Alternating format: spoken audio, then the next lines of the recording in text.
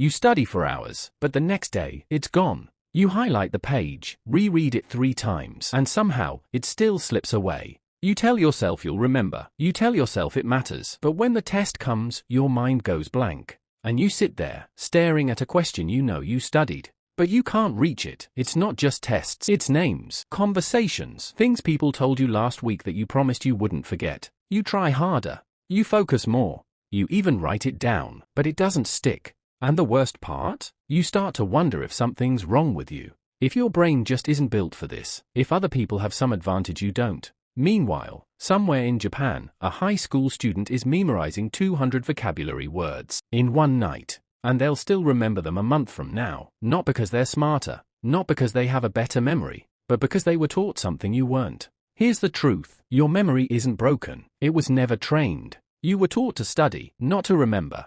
You were taught to repeat, not to encode, and there's a massive difference. Japanese students don't just review, they retrieve, they don't reread, they test themselves before they're ready. They don't highlight what's important, they force their brain to decide what's important. Because memory isn't about input, it's about output. When you reread a page, your brain recognizes it. And recognition feels like knowing. But recognition is not memory. Memory is pulling something out of nothing. It's reaching into the dark and finding it yourself. That's retrieval. And retrieval is what builds permanence. So they test themselves constantly. Before class, after class, in the hallway, on the train ride home. They quiz each other out loud. They close the book and write from memory. They don't wait until they feel ready. Because if you wait until you feel ready, you've already lost. And here's what happens. Every time you retrieve something, your brain rewires the path to it. It gets faster, clearer, stronger.